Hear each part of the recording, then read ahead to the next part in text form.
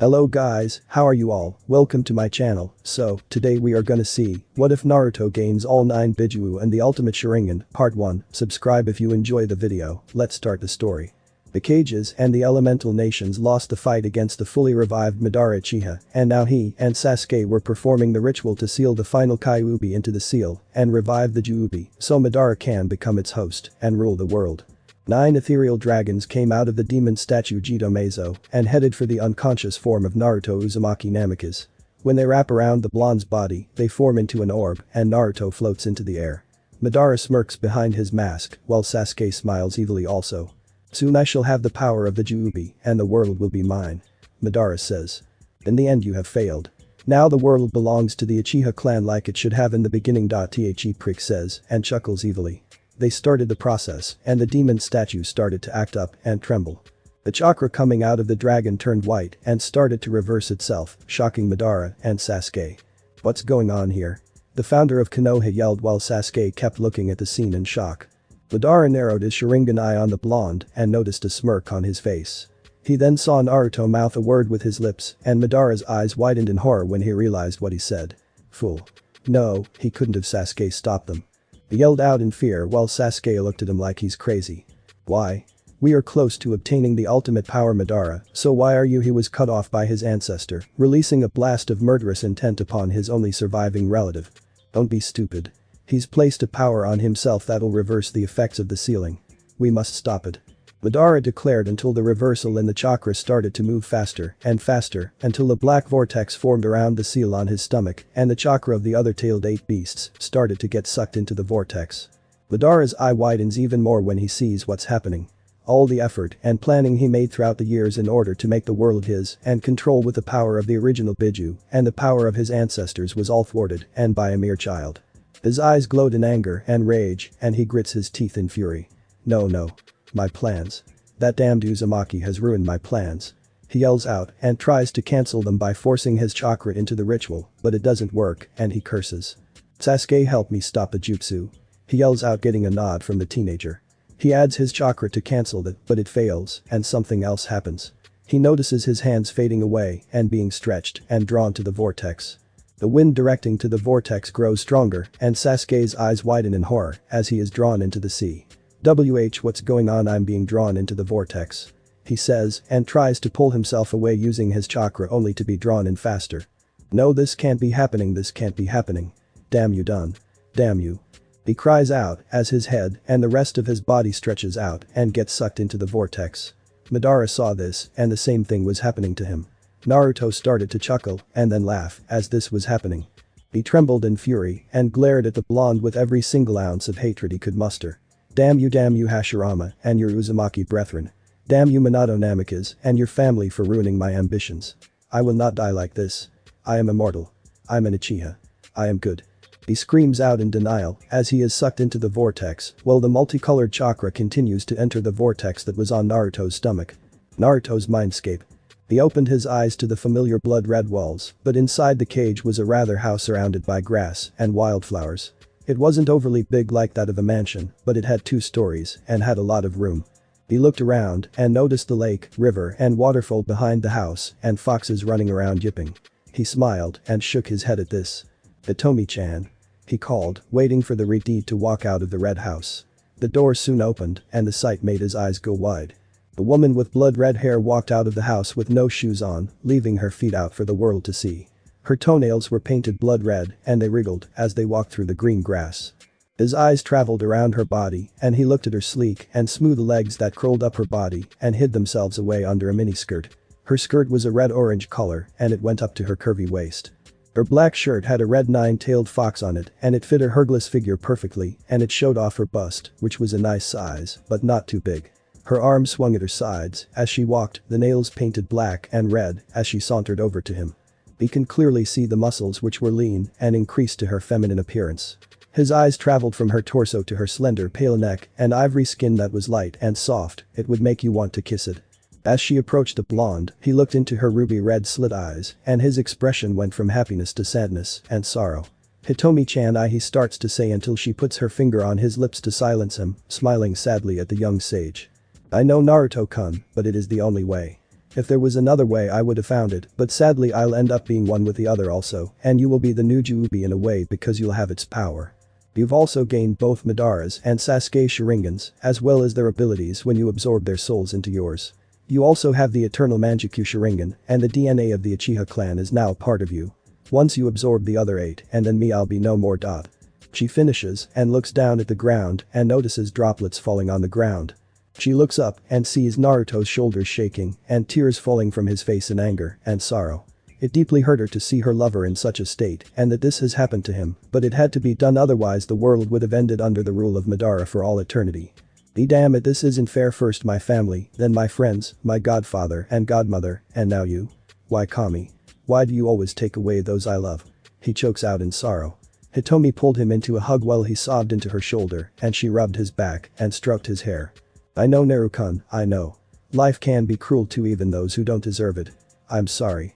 I want you to know that I love you too, and she started to fade and Naruto's eyes widened in fear as he looked at her while more tears fell from his eyes. She smiled at him while tears also fell from her eyes. Goodbye. She fades away into a shower of sparkles. Naruto falls to his knees as the house, forest, and everything else fades away and he's left into a black void. Naruto looks at the darkness with his hair shadowing his eyes. He then clenches his fist so tightly that his knuckles pop and blood seeps through his fingers. He then draws his head back and lets out an agonizing scream while tears flew from his face. Outside his mind. Goodbye, Hitomi-chan, he whispered as tears fell from his face as he continued to absorb the rest of the chakra. After that, the demon statue turned to sand and dissolved while Naruto fell to the ground and hit it with a thud. He then opens his cerulean slit blue eyes and looks up at the dark cave. He then slowly gets up but then feels a huge amount of pain in his eyes and clutches his face. He rolls over onto his knees and starts to shake while a black aura surrounds his body. It then goes from black to rainbow colored and it flares around the trembling cave. He then smashes his fist into the ground, creating a small crater, and then does it a few more times, making the crater bigger every time. He then rears his head back and then lets out an earth-shattering yell, and a large pillar of multicolored chakra shoots out of his body and tears through the cave. It shoots up into the cloudy sky and causes it to slowly clear. He collapses and pants heavily while sweat drips from his face. He then slowly gets up and opens his eyes. They were now red and it had a 6-bladed windmill shuriken, but a small hexagonal star shape was on the inside of the shuriken. Naruto walks over to a small pond of water and looks down at it to see his Eternal Mangekyou Sharingan reflect off the water. Well, Madara team, I guess I have to thank you and Sasuke for these eyes. He then feels the knowledge from Madara's and Sasuke, as well as the abilities of their Sharingan go through his mind. After that, he focuses his eyes and finds himself being warped out of the cave. On a hilltop, a pair of black sandals appear, then black cargo pants and a dark green flak jacket and the Yondame's cape appears. After that, a masculine face and wild spiky blonde hair appear. Naruto finds himself standing on the hilltop while looking at the destroyed and ruined environment and sighs sadly. If only I knew a way to prevent this from happening. He says, but then realizes something and smirks. He focuses his eyes and says only one word. Hamui. He says. The sky turns into ripples and a human-sized vortex appears in front of him. He then jumps into it and the vortex disappears. Dimensional vortex. Naruto is now flying through the multicolored ripples and lights and his eyes are squinting from the flashes. Naruto then starts to feel funny and his body starts to twist and turn and then it starts to get all wavy as if it was changing. He then sees a flash of white light and is consumed by it, as does everything else becomes white and Naruto blacks out. After being out for a while he hears a feminine yet young voice. Aniki, the voice calls out. Naruto lets out a groan when a body jumps on his torso. Aniki, wake up. It yelled again. Naruto then opens his eyes slowly and his vision was blurry at first. The face he saw was barely visible, but he did see red hair. When his vision becomes clearer, he sees the face of a girl who seemed to be 6. She had the same blue eyes as him, but her hair was red and it stopped to her back. She was wearing a red shirt and black pants. Naruto blinks at her for a while and the redhead raises her brows. Aniki? She asks, and that's when Naruto screamed in her face and she jumped off his waist and fell off the bed hitting her head on the ground. Naruto jumps up and looks around frantically. Who? What? Where the heck am I? He yells out as he sees he's in a large room and not that filthy apartment. He then looks at his hands and gasps. He jumps off the bed and lands on the ground and runs to a mirror that was on a dresser. He looks at himself and his eyes nearly bulge out of his head. He was 6 years old again, but this time he looked like his father. The Raikage gets up rubbing her head in pain and glares at her brother. "Aniki, what is your problem? Why did you do that?" she demands. Naruto turns around and sees the Raikage who was walking towards him. She then stops and crosses her arms while staring at her brother. Naruto again stares at her and points a finger at her. Who are you?" he asks, and the girl looks at him in shock.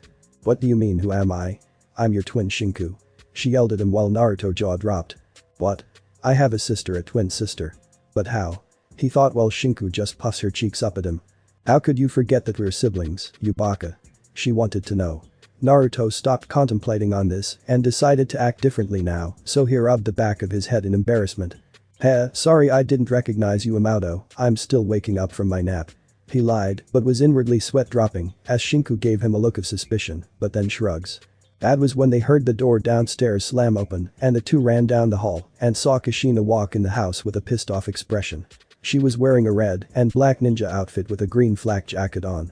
Her long red hair was tied into a ponytail and strapped to her back was her okatana. Naruto's eyes widened when he saw her mother and couldn't help but smile due to the fact that she was alive at this time. Shinku was the first to come downstairs with Naruto following her. Kushina removes her sword and sits down on a black couch rubbing the temples on her face. She then mumbles about those bastards on the council and Hiruzen not growing a backbone and dealing with them. Ever since Minato died and Kushina became the head of the Namikaze and Uzumaki clan, the civilians and elder council have been demanding that she hand the boy over to be executed or turn into a weapon, but today they went too far. The elders and civilians were demanding that Kushina have her son and daughter become a breeding factory when they turn 15 so that the two clans can be revived for the good of the village, and the moment they said that Kushina killed 4 of the civilians with her sword. And after beating Danzo within an inch of his life, she ripped her headband off her head and threw it at Hiruzen, stating that she quit and she's retiring from the ranks and taking her children and everything Minato left to her and their children. As well as everything her clan created out of the village. Hiruzen and the clan council tried to reason with her, but she told them to piss off and left, but not before warning Sarutobi that if he even thought about stopping her, she'd reduce half of the ninja population. She then felt 2 tugs on her pant legs and saw Naruto and Shinku looking at her. She smiles at them and ruffles their heads. "Kasan, are you okay?" Naruto asked his mother. She looked at them both and gave them each a warm and loving smile. "Hey, you two, go to your rooms and go pack your things. We're leaving Konoha," she instructed, and Shinku's eyes widened, as did Naruto's. "Why, Kasan?" Naruto asks, and Kushina sighs. "Because you two are not safe here anymore, now go on. Your godfather will be here soon," she says, and they nod. Naruto was confused at first, but then realized that this timeline was different from the original. So he and Shinku went upstairs to pack up their things. 3 hours later. The house was now empty and Kushina had 3 large scrolls on her back. One was black, the other was red, and the last one was blue. Naruto and Shinku were wearing the same thing and had their packs on their backs. Kushina then takes each of their hands, and when they exit out of the compound gates, a puff of smoke appears, and when it clears, Inu, Akami, Hibi, and Nico appear in their Anbu masks. Kushina narrows her eyes and stares at them, reaching for her sword until Inu waves his hand in front of her. Wait. Kushina-sama. The Hokage didn't send us," he replies while the other 3 nod. Kushina stares at them for a moment and removes her hand from her sword, getting a sigh of relief from them. "So why did you 4 come here?" Kushina asks. Kakashi removes his Inu mask and speaks up. "We want to leave with you, Kushina-sama," he replies, getting a shocked look from her. "May I ask why, Kakashi?" Kushina asks, and the copy nin sighs. "Well, you see, Kushina, you and Minato-sensei were like a mother and father to me since my parents died, and I think of Naruto and Shinku as my and dot.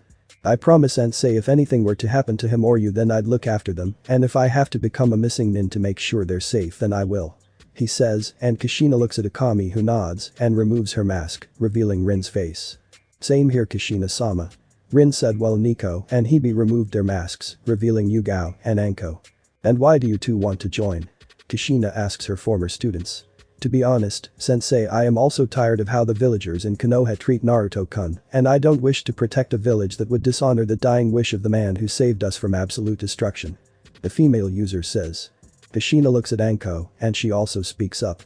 "You already know my reasons," she says and rubs her left shoulder blade. Kushina looks at them for a while, then smiles. "Very well, you all may join us, but where is your equipment?" she asks, and Kakashi smiles. I sealed them up and packin', and the pack took them back to the summoning realm. He answers. Oh, well, let's go. Jireya's waiting for us at the west gate. She ordered, and they nodded. Kakashi picks up Naruto and places him on his shoulders, and Rin does the same with Shinku. They manage to make it out of the west gate and are now running on the path until a puff of smoke appears and a horse-sized toad that was black and red is seen on the path. They all stop when they see the frog and Kushina smiles. About time you showed up, Jiraiya. She says, and that's when a man with long wild spiky hair appears on the toad's head with a grin on his face. Well, if it isn't Kushina and her Gakus. Naruto eyes twitches at being called a brat, but then a smirk appears on his face. Hey Iro Senin. He says out loud, getting gasps from the four former Anbu and causing Jiraiya to fall off the toad. Kushina had to hold in a laugh and Shinku was laughing and pointing a finger at her godfather, who got up with an angry expression on his face. Don't call me that in public. He yells and Naruto only grins. Jiraiya calms down and looks at the other four. Hey Kushina, why are they with you? He asks and Kushina shrugs. They wanted to join me. Now we need to just find a village. Iwa is definitely out of the question and Sana is allied with Konoha, Kiri is still in the middle of a war and the minor countries aren't strong enough to handle Konoha right now. So my only option is Kumo. What do you think of Jiraiya? Kushina asks and Jiraiya rubs his chin in thought. I say Kumo is our best option. They are neutral to Konoha and they also have two containers like Naruto, but the thing is that they treat them like guardians instead of pariahs. They also happen to be related to the Raikage, with one being his younger brother and the other his niece. I believe the girl is the container of the Nibi no Nekomata and his brother contains the Hachibi no Ushi. He answers and her eyes widen in shock. I see. Well, it is. Now let's go. I don't want to stay here and wait for that warhawk to send his drones after us. Yugao pulls out her ninjato and vanishes, shocking everyone, and then the sound of two slashes and screams are heard and she reappears with a bloody sword in her hand and swipes the blood away. We have to get out of here and fast. She says and Kushina curses. You four, get Naruto and Shinku out of here. She yells and they nod and shunshin away. The toad disperses and Kushina pulls out her okatana as she and Jiraiya were surrounded by 20 root ninja who had their blades drawn. Where is the demon brat and the girl? The leader demands, but instantly regrets it when a murderous grin forms on Kushina's face and Jiraiya cracks his knuckles. Is that crippled old fool serious? Sending only 20 of you to deal with us? I'm insulted. He complained. I'm gonna enjoy carving you fools up. The redhead says and then charges at the soon-to-be dead Root Anbu. Order of Hai no Kuni and Kaminari no Kuni. Kakashi, Rin, Anko, Yugao, Naruto and Shinku were waiting at the border for Kushina and Jiraiya. The twins were sitting under a tree and Shinku was sleeping on her brother's lap. Naruto was resting his head on the tree with his eyes closed and was in his mindscape. Mindscape. Naruto is now the same as he was when he was in the future. He walked up to the cage and sensed a powerful aura coming from the other side. That was when a pair of large red slit eyes opened from the opposite side as a pair of long white sharp teeth and the figure growled. What are you doing here? Yondaime Kyuubi no Yoko roared out while the entire place shook violently. Naruto simply stood there staring at the vixen before a small smile formed on his face. Sorry to disappoint you, Hitomi-chan, but I am not my father. Naruto answers. Her eyes widened in shock because standing before her was her vessel and not Minato Namikaze, the man who sealed her away like Hashirama and Mito did, but what surprised her the most was that he knew her name, since no one short of her creator father figure ever called her that. She narrows her eyes in suspicion for a bit before her entire body glows and she is now in her hybrid form. Naruto walks up to the cage and looks into her ruby red slit eyes. Care to tell me how you know my name, my dear vessel? She questioned. Naruto's smile grew and proceeded to roll up his right sleeve. Hitomi watched as a series of complex seals formed around his forearm and into the palm of his hand while a spiral appeared around his palm. He reaches for the paper that said seal on it and rips it off, revealing a lock to the gate and then pulls up his shirt, showing the Shiki Fuin pattern on his stomach. As blue chakra flames form on the tips of his fingers, he places his hand around his torso and twists it counterclockwise, resulting in the lock clicking and slowly unlocking until the gate split apart and open up. The vixen remained stunned beyond belief as she witnessed her vessel free her from her seal, unaware of Naruto, who reaches out and places his hand on her face and she tenses up at the contact but then calms down and purrs when he strokes her right ear. To simply put it, Hitam-chan, I am not from this time and am from another realm like this, only it was destroyed by the man who used you to fight Sharingan and my father. He says and feels her release a lot of Kai in his mind.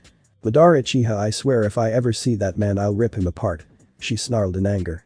Naruto approaches her angry form and pulls her into a hug, making her freeze up from the contact since she had never experienced this form of contact once in her life.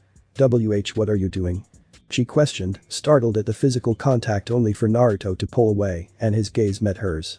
She was baffled by the amount of emotion she could see emitting from his eyes, ranging from happiness to regret and sorrow, and she wondered what it was about this that made her feel slightly warm.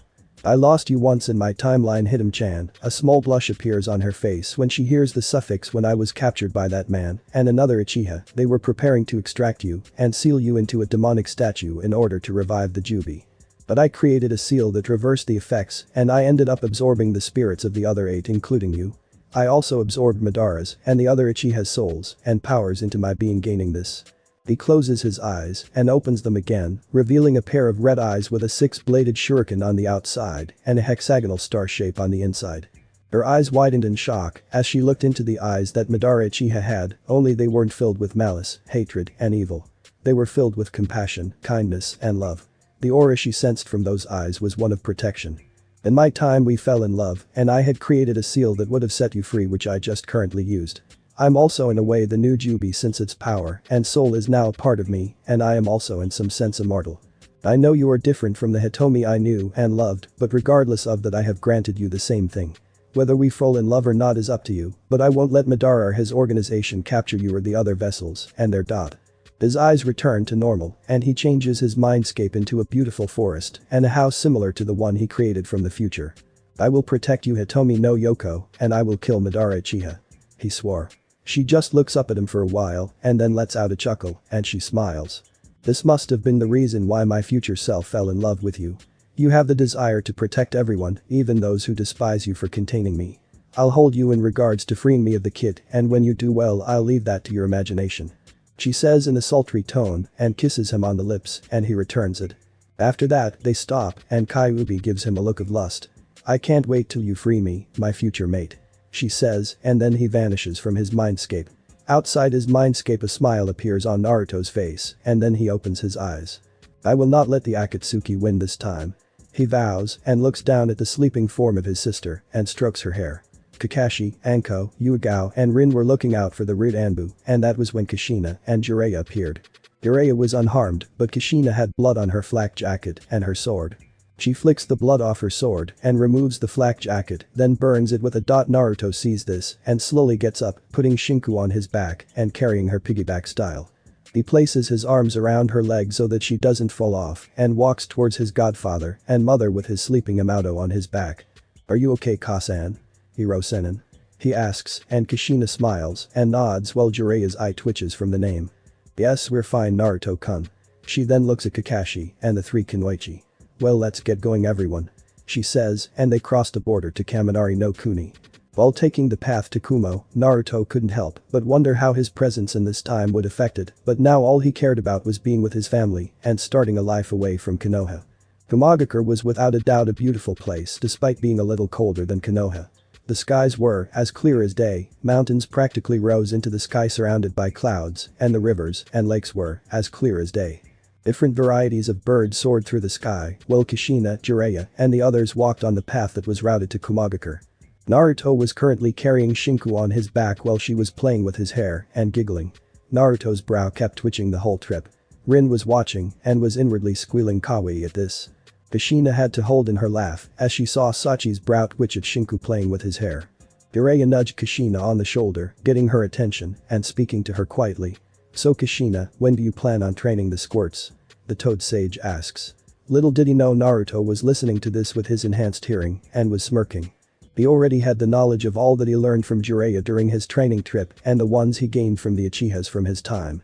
Once he's strong enough, he'll make sure that Madara, the Akatsuki, Orochimaru, Danzo, and everyone else who is a threat to him and his loved ones die and have a one-on-one meeting with the Shinigami before going to hell. I will not let them win this time. Madara Uchiha. You better pray we don't meet soon, because if we do you're the first one I kill. He thought as his eyes flashed to the eternal Manjikyu Sharingan for a few seconds and back to his normal eyes. He then felt a small fist bop him on the head lightly and he turned around to see Shinku grinning at him. Am I too heavy for you, Aniki? She asks and a small smirk appears on his face and he shakes his head. No, not really. Though you do need to cut back on the Dango Amato. he said with a cheeky grin on his face. Shinku gasps and then stretches out his cheeks with her fingers and he cries out in pain, getting everyone's attention. "Are you calling me fat?" she yells at him. They all sweat drop at this, while tears go down Naruto's face from the pain of having his cheeks stretched out. Kushina giggles at this until her eyes widen and she draws her sword, as do Kakashi, Yugao, Rin, and Anko. "Come on out, Anbu-san," she says, and that was when 6 Kumo Anbu jumped out of the trees and in front of the 8 travelers. The one wearing a lion mask and a silver white-hooded cloak walked forward. "We didn't come here to fight Akano-shai, Red Death, we wish to know why you, Jiraiya of the Sannin, 4 Konoha Anbu, and 2 children are in Kaminari territory," he asked, and that was when Jiraiya spoke up. "We're here to seek temporary asylum in Kumogakure and would like an audience with the Raikage about it," he answers while Kushina and the former Konoha Anbu sheath their swords. The leader eyes them for a while and then speaks up. "Is there a reason why you want a temporary asylum in Kumo?" Shishi asks.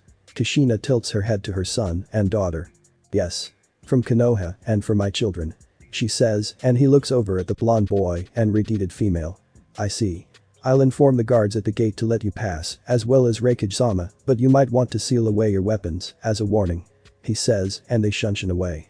Kushina lets out a sigh of relief and then walks over to Naruto and Shinku who was getting off her brother's back. Kakashi seals away their weapons into a scroll and Kushina picks up her 2 children, holding them in each arm, and they head towards Kumogakure. Kumogakure Raikage Tower. Sitting in his office doing paperwork while doing arm curl-ups with a large dumbbell was the Yondaime Raikage. He is a tall dark-skinned man with a large muscular build, slicked back white hair with a yellow tint, a few wrinkles, and a small mustache and beard. He wore the cage hat and robes without a shirt underneath which further displays his bulky physique. He has black shuriken tattooed on both shoulders. On each wrist he has gold bangle bracelets which seem to have protrusions and has a gold belt on his waist with a lion's face engraved in the center. All of these aspects combined give him the appearance of a professional wrestler. As he was on the last piece of paperwork, his secretary walks in and bows. "Raikage-sama, there's a group of people here who wish to have an audience with you," she says, and he drops the dumbbell out of his left hand and it hits the ground with a metallic thud. He looks up at the woman with a raised eyebrow. "And who are they?" he asks, and she speaks up. "Jiraiya of the Sannin and the Akano-shai. The rest seem to be Konoha nin and have 2 kids with them," she answers, and his eyes widen as he hears the names Jiraiya and Akano-shai. "Send them in," he orders, and she nods, leaving out the door to inform them. The door opens and Jiraiya, Kushina, and the others enter the office and the Raikage stops writing and looks at them. "So tell me, what do the Sannin and the Akano-shai want with my village?" he asks, and Kushina speaks up. "Raikage-sama, me, and the group who are loyal to my family, wish to have a temporary asylum in Kumogakure," she answers, and the man's eyes widen a little before they return to normal. "Is that so? Why should I even offer you all asylum here? What is it that you and your group can offer me as the cage of the village?" he asks as he places his hands together while laying them. Kushina closes her eyes for a moment, then opens them. "Tell me, Raikage-sama, you have 2 living here in the village, right? I believe one is your brother and the other is your adopted daughter Karabi, container of the Hachibi, and Yujito Nai, container of the Nibi, correct?" she asks, and he nearly falls out of his seat and looks at her in shock. How do you know this?" he asks, and she tilts her eyes over to Jiraiya who was smirking. He looks at the toad sage and chuckles. "I see. But what does my brother and Yugi have to do with your group?" he asks, and she lets out a sigh and brushes her red hair back. "My son is the container for the Kyuubi no Kitsune," she answers, and his eyes were now the size of saucers. Naruto walked forward and looked at the large man with no hint of fear in his eyes. The Raikage analyzes the kid wondering why he wasn't nervous by his appearance, but then shakes it off and looks back at Kushina and notices a smaller Redeed who was behind her brother and looking over his shoulder. He then looks up at Kushina.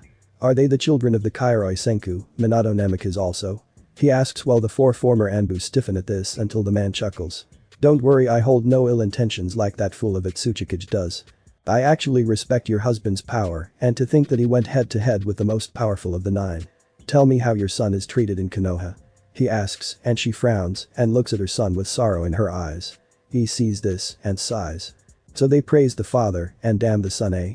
I never would have thought the so-called strongest village in the shinobi world would sink so low," he says and looks up at Kushina who looks back at him and speaks again. "We, meaning me, Kakashi Haddock, Anko Mitarashi, Rin Yazuka and Yugao Yazuki, would like to work as freelance nin for you Raikage-sama. The same goes for my children when they're old enough," she answers. He looks at the four former Black Ops who nod and he lets out a and thinks for a while. The son of the Shiroi no Kiba, the former apprentice of Orochimaru, and Inyazuka, a Kunoichi, and the heirs of the Kairoi Senku, and Aka no Shai. I'd be a fool not to let them join even if it's only temporary. After all, Konoha's loss is Kumo's gain. He thought and then looked at them with a small smile. Very well Kushina-san, I will allow you and your group to stay in Kumo and work as a freelance nin for us. He says and a smile appears on her face. I only ask you of this. He says and she raises an eyebrow at him. And what would that be Raikage-sama? She asks. I would like to train the boy personally and have my brother teach him how to use the power he contains. He answers, getting a shocked look from her and the others. I'll consider your offer, but I want them to get the basics down first before they do any serious training. Do you understand my reasons correctly? She asks. He just laughs and waves at her. Yes I do. Since you and your group want to work as freelance nin for my village, what mission ranks will you all accept? He asks. B, A, and S rank missions that consist of espionage, tracking, and assassination. Those are what we specialize in. Kushina answers, and he nods. He was about to speak up until the door was kicked open and a man who looked like a younger version of E walked in. He was a 6'5" dark-skinned man with a muscular build, as well as white hair and a beard. On his right shoulder, he has a tattoo that says, Iron, and on his left cheek, he has a tattoo of a bull's horn.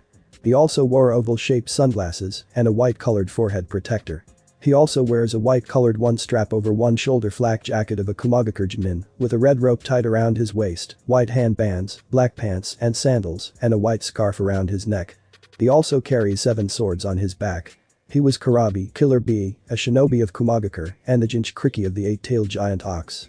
Karabi walked in with a huge grin on his face. Big bro, what's happening yo?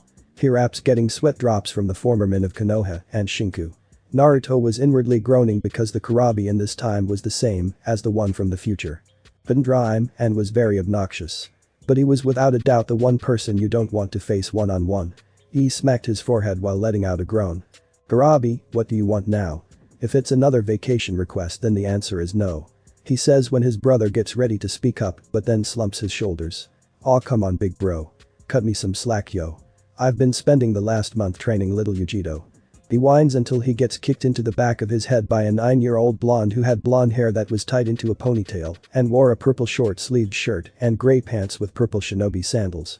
She was Yujito Nai, the Jinchuriki for the Nibi no Nekomata. Karabi just stood there scratching his cheek with one finger while Yujito landed on the ground and glared at the man. Karabi turns around and sees the female blonde glaring at him with her blue-slitted eyes. Oh hey kitty cat. He says, causing a tick mark to appear on her head. Don't call me that. Why did you leave me wandering the cave for 3 hours? She yells at him while the sweat drops on the others' heads become bigger. Call it a survival training kitty. Besides, you would have found your way out due to your heightened senses. He responded while she growled at him but then noticed the other people in the room staring at them and she blushed in embarrassment. Hey bro, what's Aka no Shai, Toad Senin, and Anbu doing here? He asks, pointing to them. They're here to work as freelance nin for our village. He replies and Karabi looks at them and then back at Naruto with a raised eyebrow. So the kid contains the fox eh? Interesting. He says as he looks at Naruto who looks back at him. And you contain the ox. Naruto replies and Karabi laughs at him. Hey the kid's got spunk bro. Oi Yujito, introduce yourself to them. He says as Yujito walks up to the 6-year-old and they look at each other for a while. You're short for a boy. She says with a cheeky grin on her face and Naruto's eye twitches. I'm 6. Of course I'm short kitty-chan. He says while her eye twitches too. Aniki. Shinku whines while the grown-ups watch this. After that, Jiraiya leaves to go check on his spy network while Lee gives them a 2-story house that was near the mountains and a large lake connected to a river. Once they settled in, Kushina, Anko, Yugao, Rin and Kakashi unsealed everything she took from her former home and set the house up. Shinku was sleeping on a bed while Naruto was sleeping on the other one. In his mindscape, Naruto's older form was sitting on a bed with Hitomi, who's in her hybrid form, resting her head on his lap while rubbing the back of her right ear, getting a purr out of her while he chuckles. You know your future self loved getting scratched behind her ear also, and I can see why. He says while her purr became a little louder. Less talking, more scratching. She mumbled out while he chuckled. Whatever you say Bara-chan. He draws out and one of her tails brush against his neck. So when do I get my freedom? Or do I have to earn it? She asks as she sat up and wrapped one of her tails around his waist and gave him a view of her cleavage. Naruto chuckles, and from behind his body a yellow tail appeared from behind his back and placed the tip of it under her chin and gently pulled her face forward until she was a few inches away from his face. A small blush appeared on her face as Naruto leaned over into her ear and whispered into it. Her eyes widened and her blush became bigger as she shivered as he kept talking into her, then moved away from her ear and looked at her frozen yet blushing face. Naruto raised an eyebrow at this and then he snapped his fingers in front of her face and she blinked a couple of times. She says only to see a grinning Naruto chuckling at her and she huffs and puffs her cheeks out at him. Pervert. Anyway, how do you plan to free me? She asks, but then starts to purr again when Naruto rubs her behind the ear. Simple. He says with a grin on his face and then he places his index and middle finger on the collared seal on her neck and removes his other hand from behind her ear. He then performs a series of one-handed seals with his right hand and stops at the ram seal.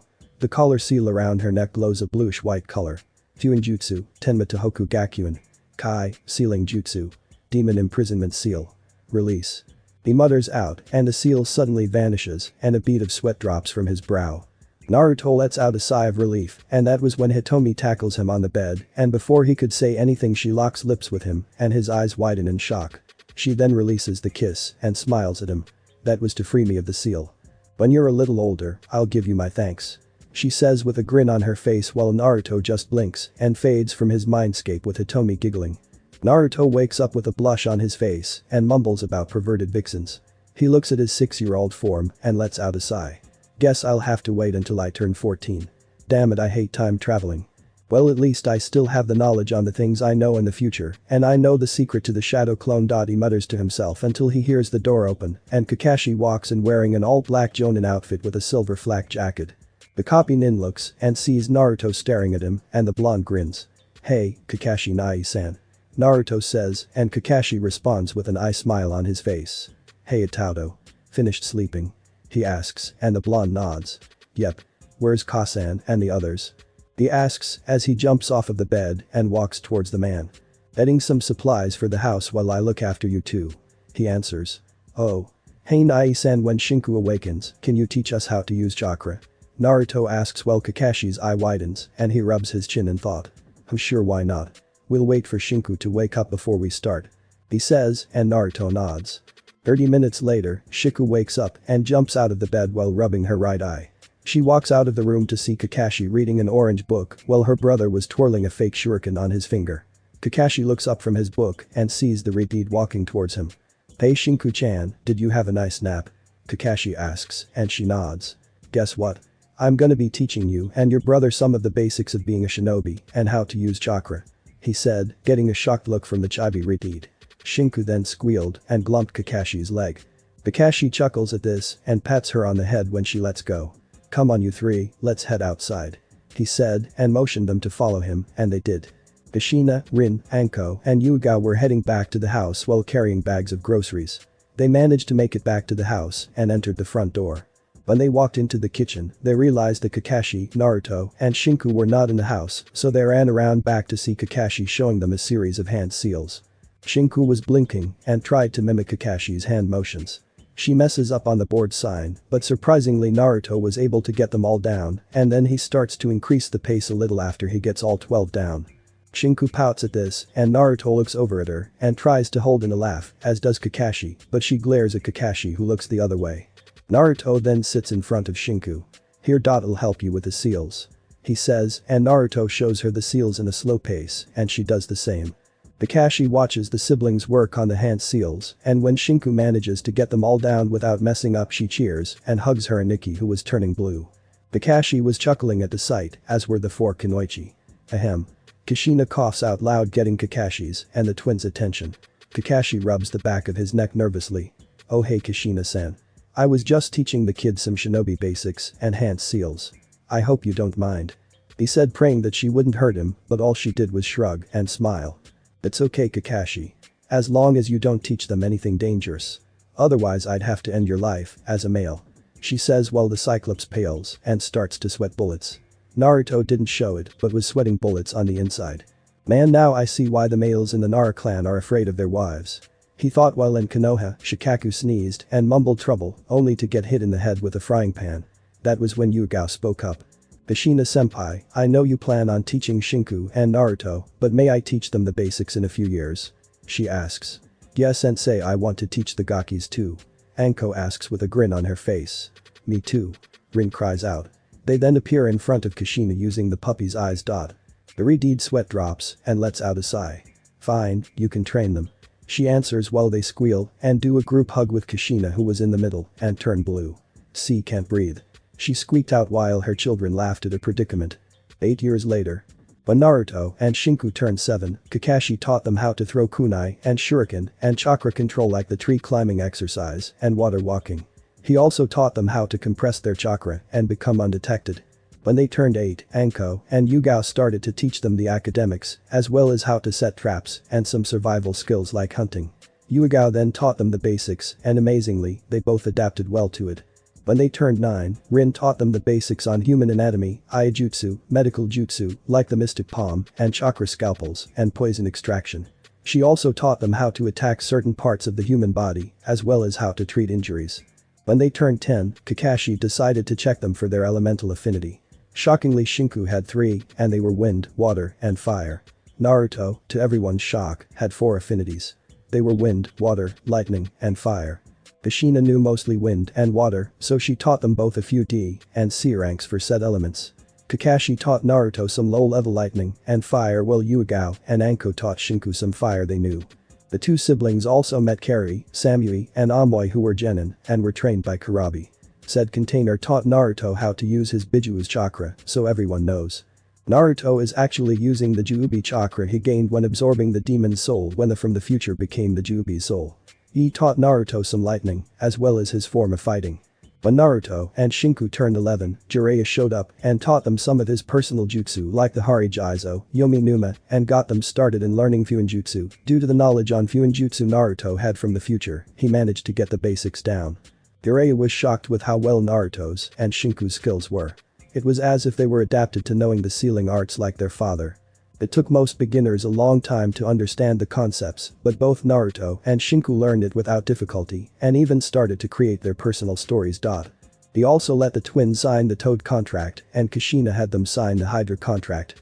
A contract that belonged to her clan and Whirlpool before it was destroyed. So far, they could each summon a horse-sized frog and Hydra.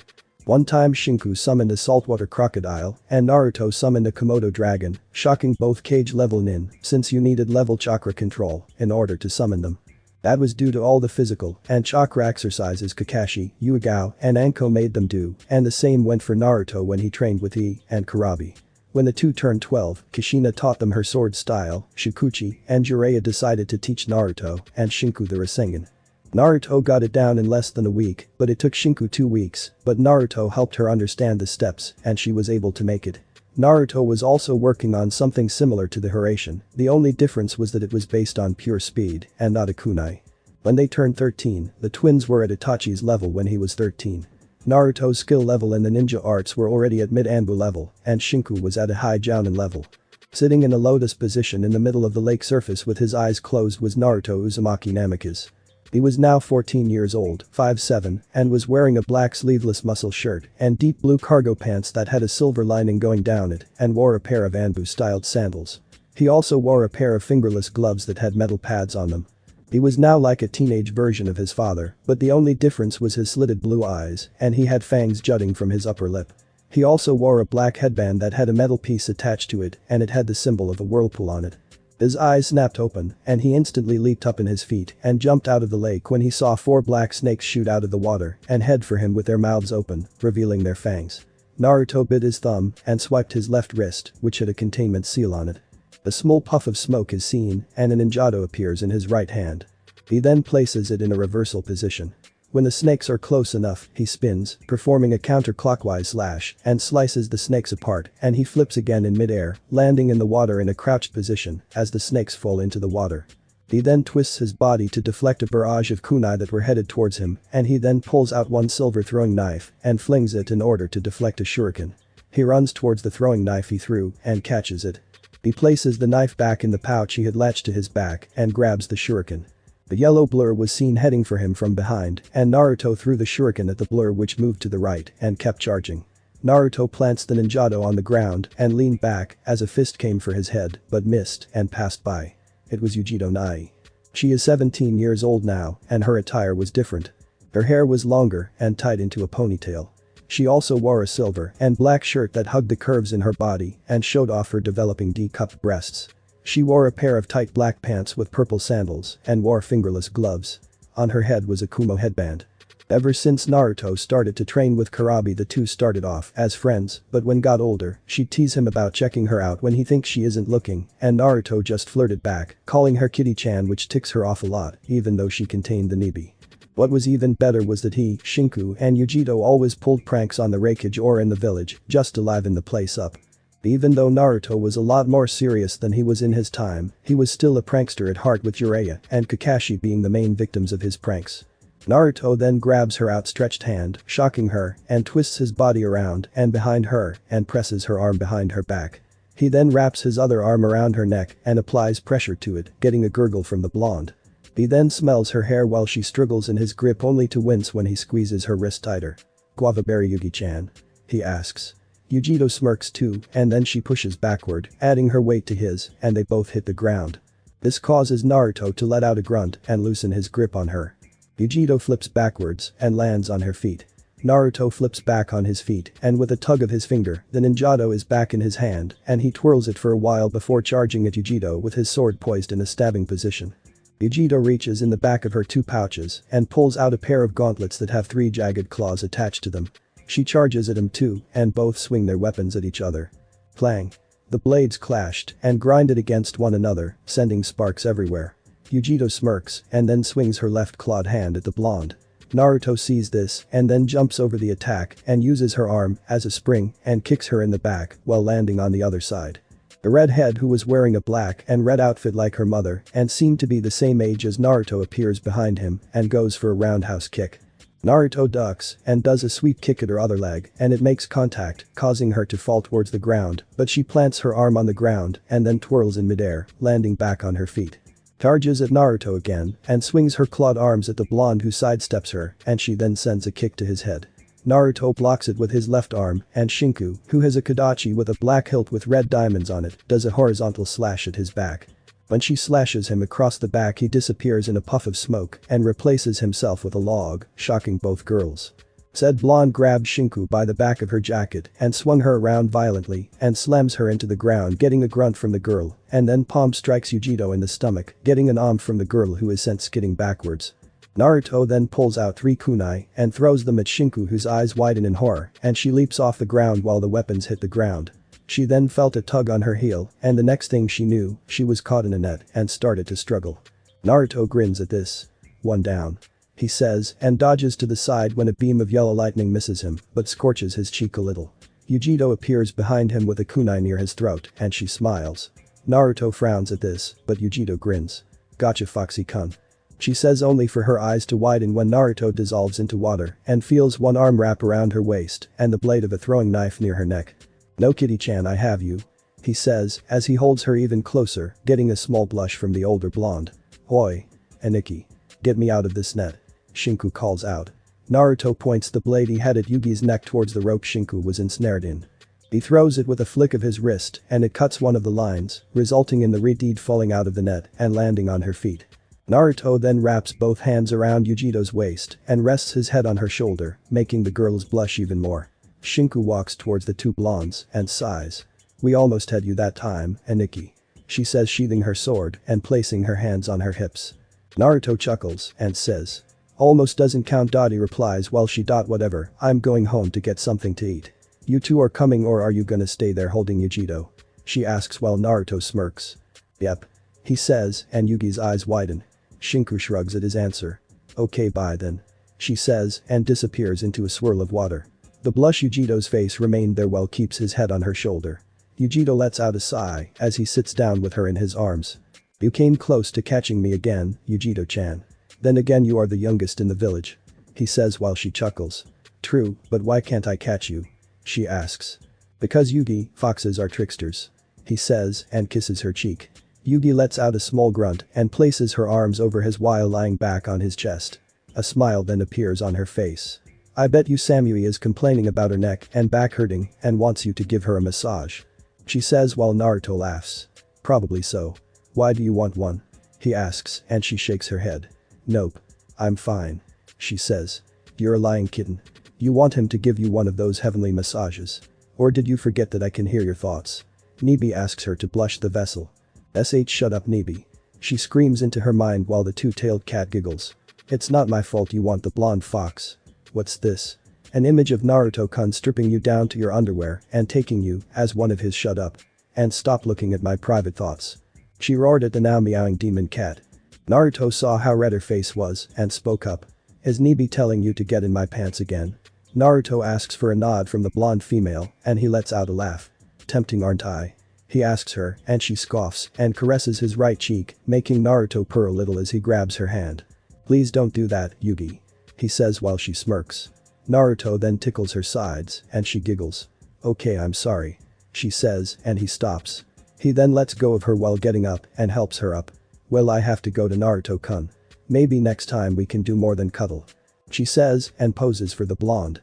Naruto chuckles and then kisses her on the lips while she returns it. After that she shunshuns away and Naruto vanishes in a swirl of white fire. Namika's compound. Naruto appeared in the house and saw Kakashi who was sitting on the couch watching an action movie on the flat screen TV with his arm wrapped around Rin, who was sleeping on his chest. Shinku was in the kitchen eating an apple. He walked upstairs and then went into his room. After unsealing all of his weapons, his headband, and removing his weights and sandals he fell back onto his bed and shut his eyes. He then feels an odd weight on top of him and when he opens his eyes, he sees a pair of red slitted ones staring at him and grinning. It was Hitomi. She was wearing a sleeveless black tank top that hugged her hurdless figure and a pair of reddish-orange shorts. Hey, Naruto-kun. Did I disturb you? She asks while tilting her head to the side. A smile appeared on Naruto's face because she looked cute when she did that. No, not really. So what do you want? He asks her and a pout appears on her face. I want to snuggle. Being in that mansion inside your mindscape is boring and I have no one to scratch my ears or pet my tails. Please. I'm lonely. She pleads and pulls the puppy's eyes. Naruto snickers and nods, getting a fox-like grin from Hitomi. Yay, I get to cuddle with my foxy-kun. She says and wraps her arms around his waist and rests her head on his chest. Naruto wraps an arm around her and scratches her behind her ear, getting a purr from Hitomi. He then moves her head near the crook of his neck. Naruto then closes his eyes and falls asleep. A few hours later, Kushina was walking down the hallway towards Naruto's room and turned the knob. When she opens the door and looks inside, she sees her son sitting on his bed Indian style with a red fox that was curled up into his lap purring as he stroked her back while wagging her tail, which meant she was happy. Naruto-kun, where did you get that fox? Kushina asks while her son looks up at her. She followed me home and when I tried to get her to go back into the wild, she just wouldn't leave my side, so I just let her come home with me. He said while the fox sits up and stretches. She then sees Kushina and yips. Go say hi to Mom Hitomi. He says. The fox leaps off of his lap and runs towards Kushina. She then stops in front of the redeed and stares at the older redeed. Kushina crouches down and reaches out to rub the fox behind her ear. The fox lets out a happy yip and then licks her hand, getting a smile from the redeed. Well, she is cute. She says and scoops Hitomi into her arms and the fox starts to lick her cheek, making Kushina giggle. She then sets Hitomi down, who was smiling at the redeed. Oh Naruto, the Raikage wants you and Shinku to patrol the shores of Kumogakure for 3 days. She says and the blonde nods. Okay. I'll get my stuff ready. Does Shinku already know? He asks and she nods. Naruto then gets up and gets his supplies ready. After he finished that, he walked downstairs with a backpack and duffel bag and Hitomi was wrapped around his neck like a scarf. He sees Shinku who had her gear ready and raises an eyebrow at the living scarf on his neck. What's with the foxaniki? She asks, pointing to the wagging tail. She followed me home. So you ready? He asks and gets a nod from his sister. See you Kakashi Nai-san. The siblings called out while the man waves without looking at them. The two then away while Rin moans and snuggle into the man's chest while he holds her even closer. Meanwhile a yellow and red blur was racing to the shores of Dot. While this was happening, Shinku spoke up. Hey Nikki, how far are you with your new technique? She asks. Not as far as I hope.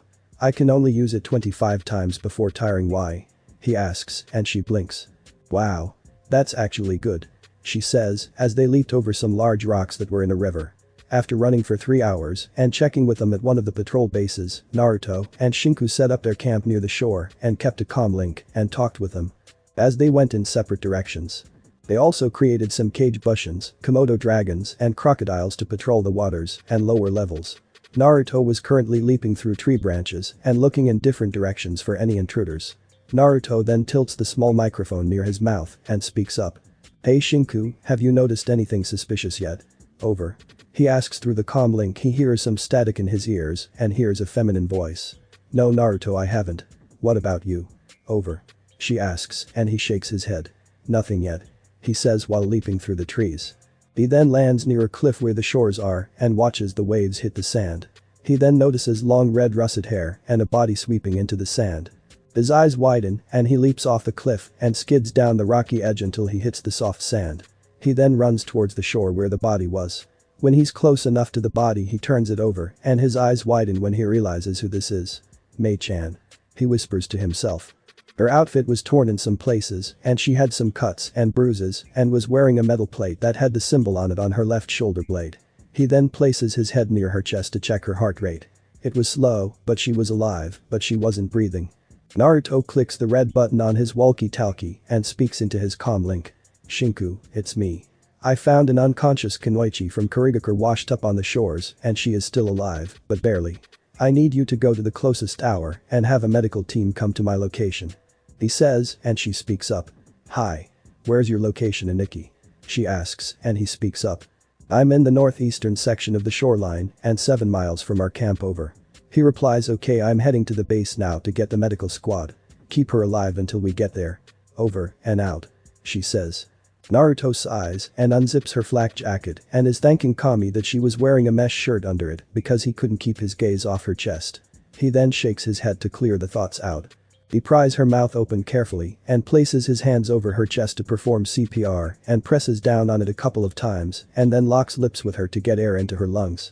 He stops and presses his head near her chest but doesn't hear anything.